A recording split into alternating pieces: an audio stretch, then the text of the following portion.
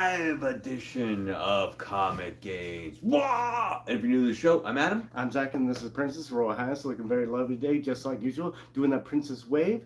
You do it too. Bow down, respect. And of course, there's the Cocoa Dog. There she is. All right, guys. Today is Wednesday, and we're going live, and we got a great show for you today. It's like almost 100 degrees in Seattle, which is crazy. I don't think it ever gets that hot here. But we've got new comic book day, which was a little bit smaller. You know, it's on the smaller to medium size, but we got some fun books to talk about, some things going on. We've got a mystery box. We got the J. Scott Campbell August mystery box came out, which I think they took like a break or something because I didn't see any for July. Maybe if you guys got a July box, I didn't know about it. Well, yeah, we get the email, so as soon as the emails pop up, we usually get them. But we got a mystery box. And Zach wanted to talk to you guys about Blue Beetle. He is the resident expert of the Jaime Reyes. I'm not going to talk too much about like the actual history of Blue Beetle or anything like that. I'm just going to spit like what I think the movie's going to do in the box office based on directors and producers and all of that. Cool. I think... Well, anyways, we'll get to that. That's a little... Yeah, I'm getting a little ahead of getting ahead of the game. But you gotta slow your roll and take a drink. Take a drink. I'm gonna be drinking some Health Aid kombucha. Berry lemonade has an anchor, so you know they mean business. Anchor. It's my anchor. Let's get into this, guys. Yeah, in case you guys are wondering, Princess is back. Oh, she's here. She only left us for a little while, but she's back. We just didn't know where she was. Coco did. She told Coco, and then Coco didn't tell us. Mm-hmm. Surprisingly enough, how that happened. So let me say hi to everybody in the chat. Weapon X, how's it going? Already making a prediction on the J. Scott Campbell box. I like it. Andrew Detlef, the king of New Comic Book Day in the house. Las Cruces, our best friend from New Mexico, is here. Cyril! Hey, Cyril, good to see you. Who hangs out with us both on Whatnot and YouTube, which I love. Nuttuck as well. Cool. Does both jobs. Thomas Caps, how's it going, buddy? Steve Sayre is in the house. No wardrobe malfunctions this week, hopefully. You never know. Anything can happen. Anyway. Milt, how's it going, Milt? Welcome in, buddy. Rob Rand is here. How's it going? He's chewing bubble gum. And I'm all out of bubble. Here to chew bubble gum and hang out with Coco. But he's all out of bubble gum. I like and talk about comics, and I'm all out of bubble gum. Let's talk about comics. Jose, Spidey Powder Tumbler in the house. I saw your pig and your dog cuddling last night. That was awesome. Some good animal loving there between the animals. Lon Espinosa in the house, our friend from next door. How's it going? Comic Toby. How's it go? Oh, America's favorite comic book review show. I love it, Comic Toby. We try. The man from Beantown in the house. I haven't seen you in a little while, man from Beantown, but we love you just the same. All right. Cool. Yeah, Flash is hitting HBO Max, I guess. It's actually not a bad movie. The CGI, that's all I'd say about it. The Flash, Flashpoint? Yeah. Yeah, I mean, I felt like when we watched it, I kind of enjoyed it. And then, like, afterwards, like, seeing everybody else's review about, like, the CGI kind of ruined it a little bit for me. But that's kind of the same thing with, like, Quantumania. Like, I didn't realize how bad... like the CGI in Quantumania was. The same way until like I watched it a second time. I was like, this is really bad. Like really bad. But the dog's at the beginning and the baby. But there's a dog, right? With the baby. And they only show the dog for like a second. They show the babies. But at the end they show the dog. They spent all the CGI budget on the dog. I swear. The dog was really good. The baby's not so much. Weapon X says his wife liked Flash. See, like when we left Flash, I was like, cool. It was a good movie. Like we all felt like, not like it was like, whoa, my mind was blown, but I felt like it was decent. And then like, you know, after listening to everyone's reviews about like the CGI, I felt something was weird with the babies, but I wasn't like, you know, holding it in. Like I was like, the babies look so bad. But anyway. Woo, the casting in the Flash. Ruined the movie. Yeah, I mean they could kind of like, it would have been nice if they didn't tell us that Batman was coming back. You know, that would have been like really cool. But, you know, they tried to play that off in Spider-Man too. And, you know, everybody knew that Toby and them were coming back, but Andrew Garfield and Toby, and they were like, we're not going to be in the movie. And then they like come in the movie, which was funny anyways. I did like the Supergirl portrayal. The actress and the character itself, the character design, her Oh, yeah. reactions. I really like. Oh, we know you like that Kara Supergirl. Yes. Johnny Robinson in the house. How's it going? Oh, Milt's digging the mantle. Yeah, we got some new showcase books in the house. Nice little pickup there. All right, let's get into some fun. How's the kombucha?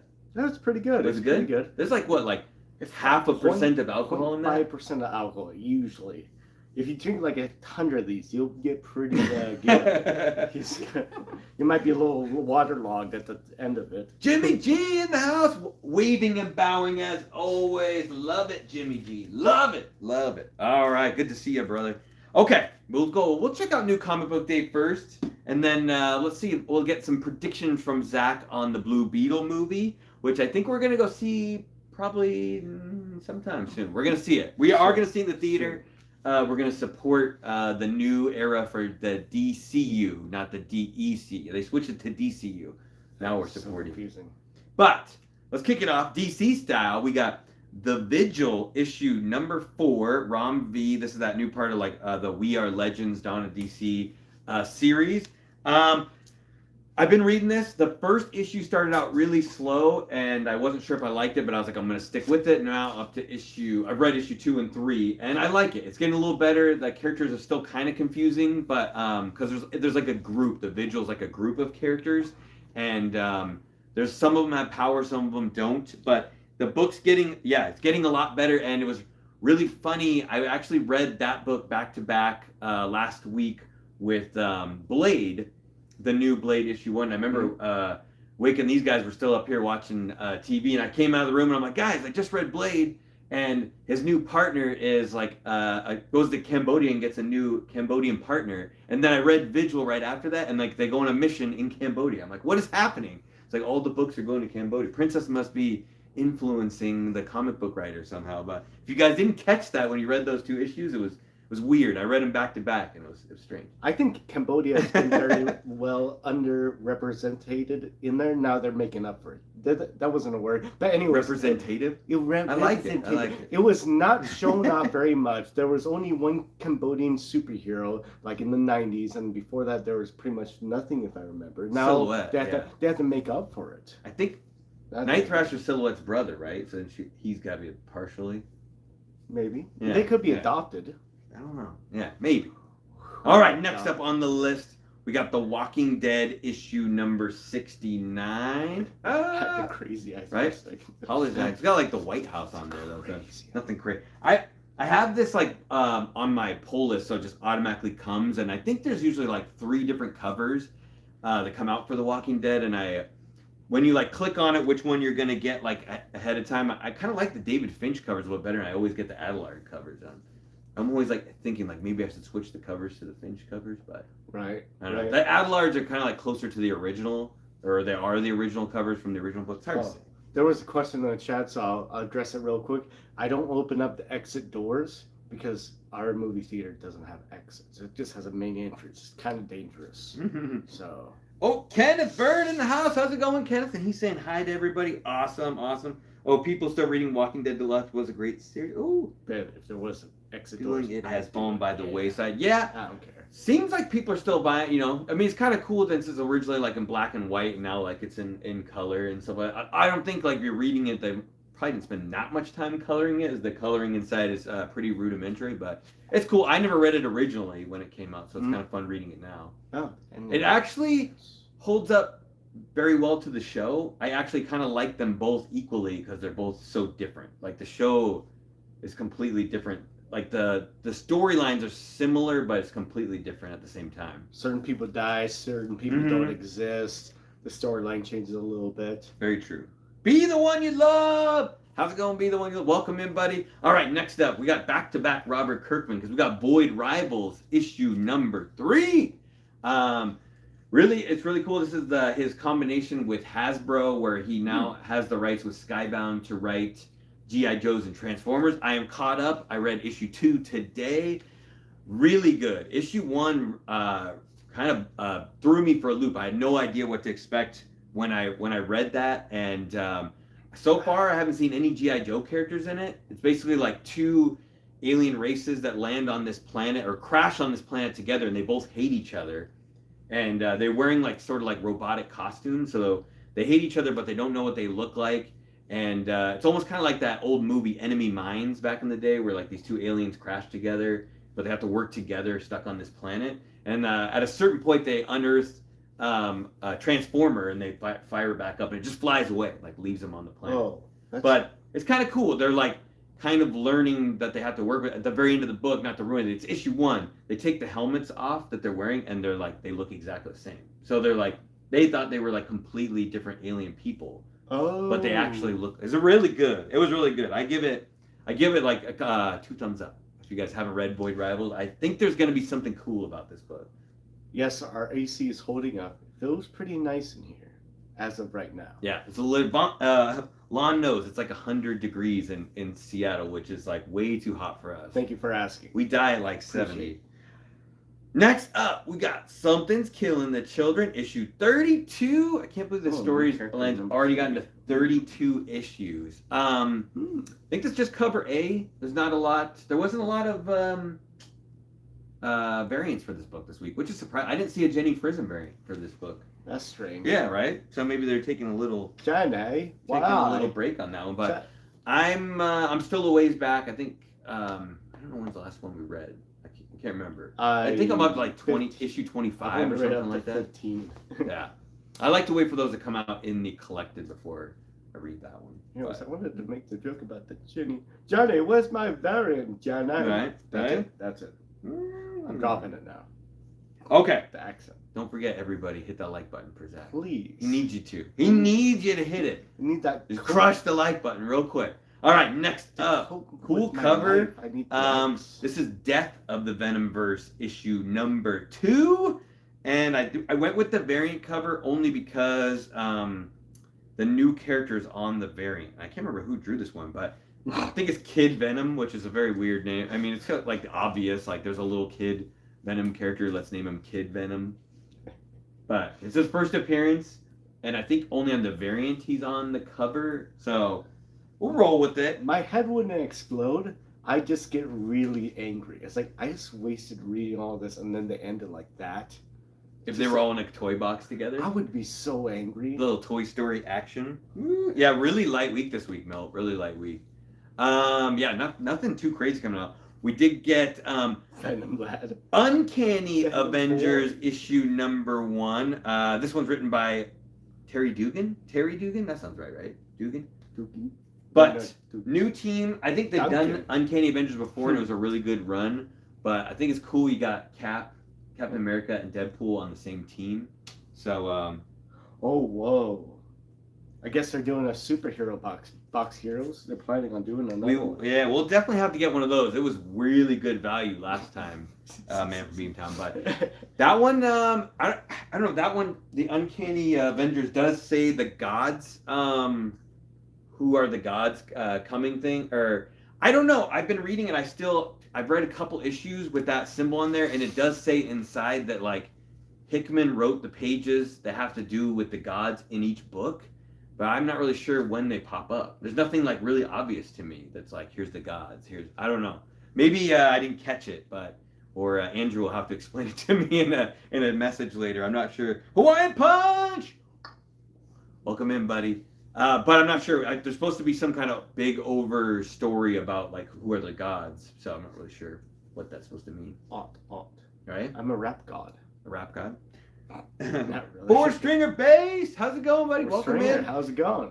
We've got Spider-Man issue number 11. I think this is the far superior Spider-Man run going on right now. Dan Slott, and it's supposed to be Bagley, but maybe he took a break on that one. But they're just doing like throwing Spider-Boy like at everything, which I think he's a cool character. I like the story so far, but this one is supposed to be his like overall origin. I think 11's supposed to be his main origin, so we'll see how that turns out. He's still kind of annoyed that he's like running around as a little kid and no one remembers him, and he's like trying to help Spider-Man when like in some missions and stuff like that. The entire time. I know. He's like, I've always been here. I'm a little red-haired kid. Like he sees Aunt May and she doesn't recognize him. Like, how dare you? But it is good. I like the story. Much better than the regular Amazing Spider-Man. Okay. We've got Ghost Rider issue number 17. Yeah, decent cover. It's that whole Weapons of Vengeance. This is part 2, so it's the whole Wolverine Ghost Rider crossover. I think last week we got the Alpha issue, which is like a standalone issue. They're doing that. They're gonna do the Alpha and Omega, and then they'll do all the connectors in between. That way they can charge you more money for them. Yeah. I really been digging the Ghost Rider story, so that's why I'm kind of sticking with this to see how it turns out. But we'll see how it goes. I think they're probably gonna do a Wolverine one next. I believe probably part 3 will be in the Wolverine, which will be weird. But I'm not reading any of the Wolverine stuff. Oh, good. You know how that goes. Okay, and last but not least, we got Contest of Chaos. This is the Iron Man annual #1, and I think this is the second one we've gotten in the series so far. I did not get a chance to read the first one, but I think there's going to be about 6 of these annuals, and they're all part of the Contest of Chaos, which is going to be led by Agatha Harkness, where I believe they basically like posted up 2 different characters going head to head against each other, and the way in the graphic where they were like leading up to it, like get ready for the Contest of Chaos, it looked kind of like Mortal Kombat, where there's like all the characters' pictures, you know, and they're like pick your fighter, like who's gonna like. Oh, that's cool. You know what I mean? Like when you're like starting Mortal Kombat, they kind of like stole that. So we'll see. Good I think idea. it'll be exciting. Obviously, with the whole Agatha TV show, hopefully they're not just like playing off the show, but we'll see. We shall see. Whatever way you can make a little extra money. The battle looks pretty like random though. You know, like Storm versus Iron Man. That's pretty random, right? That's pretty random. Interesting thing though, Storm has a power of electricity, and he's just wearing a big conductor. So he could like absorb it, right? No, like he probably get fried. I would think. Well, then in the movie, like Thor shot him with the lightning, he just absorbed it. And remember, like powered him up. I don't know. I think you get You should like get like a betting ring on like who's gonna win. No, I'm just kidding. Like Contest of Chaos. Like place your bets, your over under on who's gonna win. Isn't she like technically an Omega level mutant? She should be able to So beat a she's like super genius, but you never know. mode. You never know. All right, that wraps up New Comic Book Day for this week. I have a little bit of reading to catch up on, so I'm kind of glad it was a little bit smaller than the usual. But there's some good stuff coming out in the next couple weeks, so there'll probably be some craziness going on.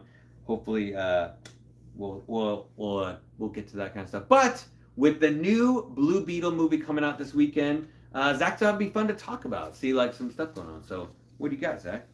Well, the director's going to be Angel Manuel Soto. He's only done 2 movies, so this will be his 3rd. His movies have gotten, like, Rotten Tomatoes with 79%, 66% watchability, 2020. That was his most recent movie. And then What the movie one was before that, Charm City Kings. Oh, okay. And that's what he's kind of, like, known for a little bit as movie-wise, and that's not too bad. And then he did The Farm, which was 75% watchability rating, and he did that in 2015. So he doesn't have a lot of experience under his belt. That could be a good thing, but it's probably going to be a bad thing. But he's done 1 TV show, and it's got 100% rating, I believe, on Rotten Tomatoes. And that came out in 2022. And that's probably what got him, as soon as he got done with that, that's what really got him. And hey, we want you. We love this series. You should do the Blue Beetle. That's what I'm thinking. And then, it was called Forever Young. Okay. Menudo. I don't know. Menudo, Forever Young, and he was the executive producer. Let's see. Oh, Blue Beetle's coming out the 18th. It's going to be 2 hours and 7 minutes, and that's not too bad, right? And let's see, the screenwriter. This is another thing that I thought was kind of interesting. It's Gareth Janet Alcocer, something like that, and he's only done 1 movie, and it's called Miss Ballot, and he got a 22% Rotten Tomato score, but watchability was 63%. There's going to be kind of, for me, 2 main actors. The guy from Cobra Kai, which is Zolo Mardina, something like that, and he was in Cobra Kai. And of course, George Lopez, he's going to be kind of funny in there. He's the uncle in the show. So, positive thing. Susan Sarandon. Oh, Susan Sarandon's going to be that is. CLG, how's it going, buddy? And I think the main thing is that it's going to be a fun movie. It's going to have a good amount of action.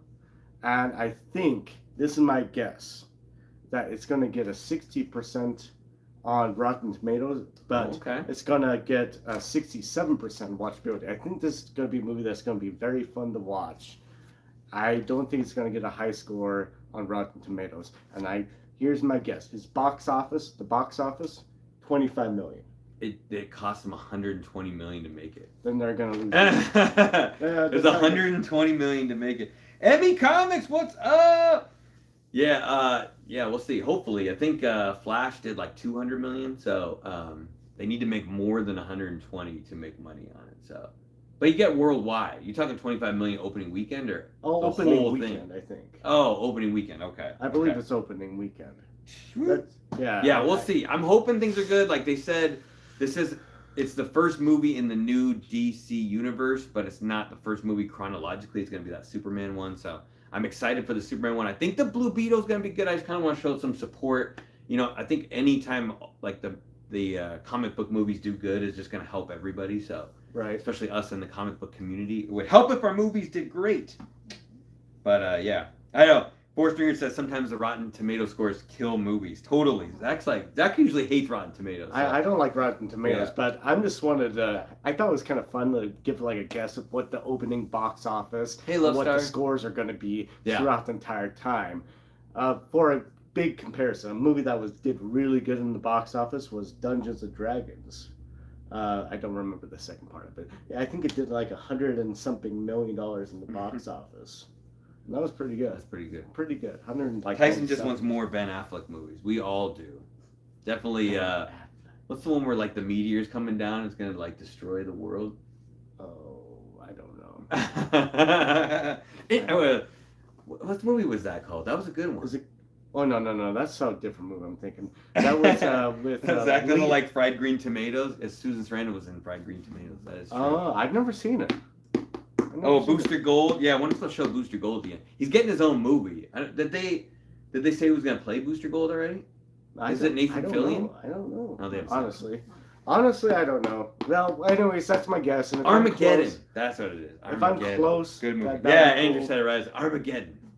If I'm close, that's gonna be cool. If not, oh well. We'll remind you next week. Next Wednesday, we'll recap this on how Zach did on that one. Dean D, you made it, but just in time. All right, guys. We've got the J. Scott Campbell, we'll say the August mystery box. If you get up on the email list on this bad boy, they'll send you an email and they'll let you know when it's available to buy. And, oh, there's my knife over there. Where's my knife? Where is it? And then, and then you're only allowed to buy one, so per email. So you can't buy a couple unless you get like a couple people, and then you can share the email, or get your own email, and then they buy their own stuff. But, I feel like there wasn't one for July, so I mean they can basically do like whatever they want over there. But the cool thing is they do send it like FedEx, so when you do order, it usually comes in like a couple of days, which is kind of nice. I believe Princess ordered another one for herself as well, so we might be opening a couple more in a week or so. We'll let you guys know, but they're rather kind of expensive. They're like with shipping and everything and tax, it's like $118 or something like that. So it says like $95. When you buy it, and then you gotta add in all the extra goodies and stuff like that. But we have opened a lot of these, and almost every single one has been pretty amazing. Except the last one we opened was horrible, wasn't it? Pretty bad. It's almost a guarantee you always get 3 signatures, and we got 2 signatures. We've even had some that had 5 signatures before, but we had 2 signatures, and just nothing like amazing. I was kind of like, I mean, it's probably still close to value, but we've never been like under value on these. So I'm hoping they fix some of that stuff. I can only advice I can tell you is that you will be more happy with what you get if you don't go on the website and look at the books that are on there. Then it's like, then you're kind of like, oh, I have already seen. It's kind of fun when you've never seen them before. So at least that's what I think. But we shall see. Usually we try to do like a box battle on these, but Princess ordered like an extra one that was like, they had like a, he's like showcasing like extra artists that, Um, what are you looking at? It's actually like only looking at the books as I'm opening I'm them. just seeing what's.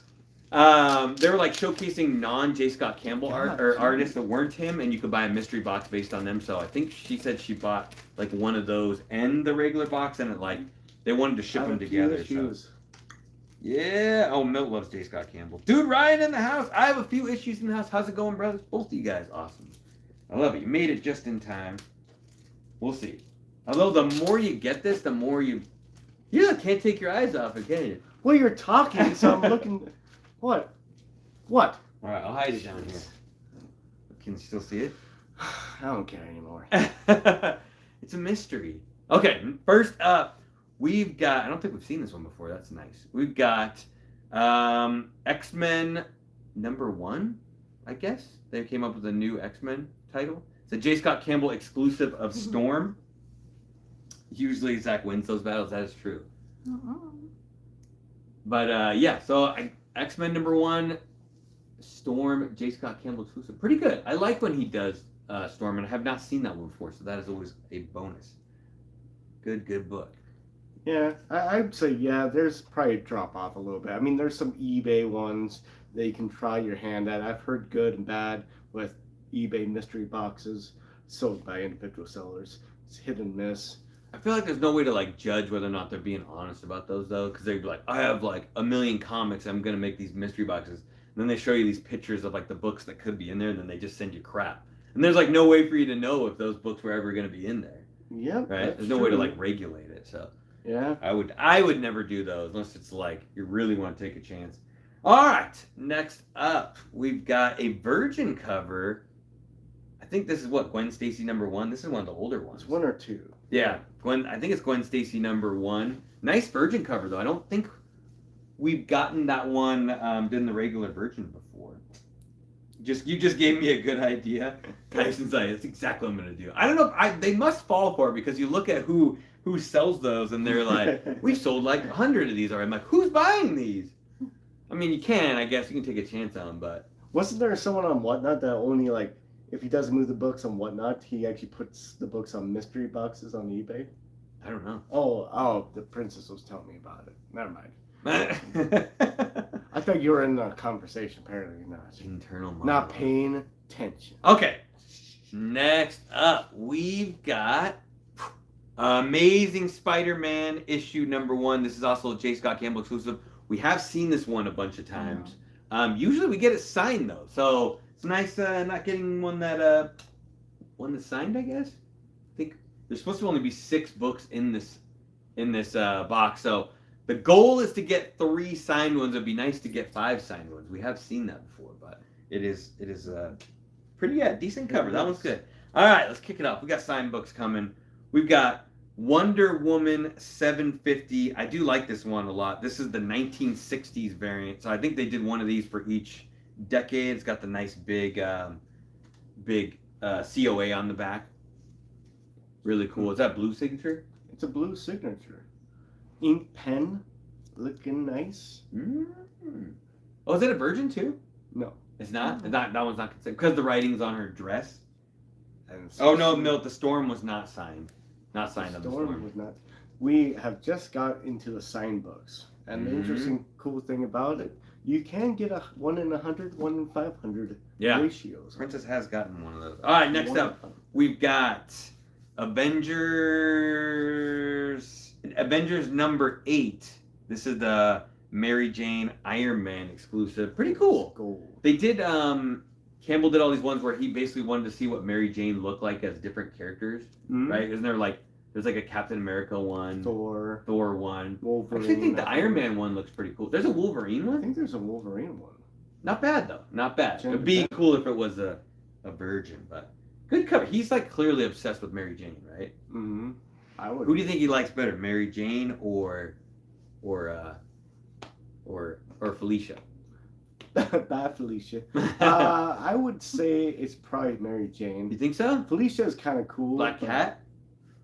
Davey Carr, what's up, buddy? Oh, he wants to know what you're drinking tonight, Zach. Oh, I already drank it. You drink that whole thing? Yeah, it's a kombucha. It's a berry lemonade kombucha. Oh, they're numbered? Is that what someone was saying? Ooh. Oh, what number is the COA for the Avengers 8? It is, 1080. Does that tell you anything special on them? I didn't actually realize that before. 1080. Does that actually tell you which number? Because I know that exclusives are really limited, so a lot of them are only limited to like 2,000 or 3,000. Does that actually tell you which book it is? Because that'd be kind of cool if you knew it. Because they're pretty transparent on their website. Oh, man, for me, I like Storm the best. Ooh, I do love Storm. And last but not least, you can pull off a mohawk. We did get 3 signed ones. I've seen this one before, but I like this one a lot, so that is cool. And he signed it in pink or white? Like silver. It's like dotted too. Or no, that's just the cover. We got Catwoman 80th anniversary, 100th page spectacular. And this is actually cover A. So that's the regular cover A, but it's signed, and Zach says, in silver. Emerald City tickets are already on sale? Yeah, I'm not buying them. I think we're going to Rose City, and we're going to do Grit City Lawn. Oh, I'm definitely going to go to Emerald City. We'll just I don't know. But Catwoman, #1. So, pretty good box. Pretty good. Like I said, I think with all things, all the mystery boxes, especially like the J. Scott Campbell, like the more you buy, obviously you're going to start to get the same books, and it's going to be less impressive to you. But like when you first get them, they're definitely good. They're very. If you haven't seen them before, they're all really cool, especially if it's the first time you've seen it. So cool box, 3 signed books. I think almost all his signed books are minimum like $40 value. Should be at least somewhere around $40, and then the non-signed ones just can be random depending on. But I think there's definitely the value there, if not like equal value, hopefully a little bit more. But they're just fun to get, and a lot of them are really, like I said, a lot of the Campbell exclusives. If you go to the website, don't look at all the covers though, because it'll ruin it for you. They tell you they're really transparent about the print run. The print run, which I think is cool, because otherwise, like, he could sit in the back and print like 1 million of those books, and then unknown. Yeah, and then you never know. Like, eventually the prices are going to go down, which I think is why they hold their value, is because they have such a small print run on the exclusives.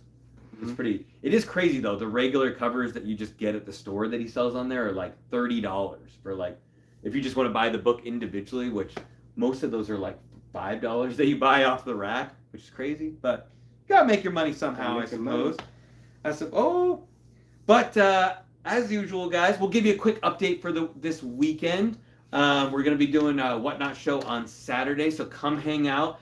The Princess is gonna be on for the last time. Ooh, I heard there isn't that many comics there on their website. Oh, Emerald City. Oh, thoughts on Emerald City? Yeah, the last 2 years have been not as good for a lot of people. We all still, we dig. We'll dig high and low and we'll find books no matter what. So that's the only reason I'd probably go. But definitely, a lot of people have not been happy with Emerald City the last couple of years. So, and that's a combination of exclusives and that they don't have very many exclusives. Not the artists, but the celebrities are not on par with other places, and they cancel at the last minute a lot of times. There was only like a couple of like really well-known artists at the last one, and look, definitely. There's probably a lot of other better places to go to. Right. It's just convenient for us because we only live like 40 minutes away from it, so getting the tickets and driving there is a lot cheaper than like flying somewhere else to go to a different con. But maybe in the future that's what we'll have to do. But we got this weekend though. We got Princess is going to be doing the 4:00 opening show on Whatnot. So she's got the poll list is back this week, guys. So make sure you check it out a little bit early. She'll probably have those loaded a little bit ahead of time. We'll see if you want to get there. Make sure before they sell out.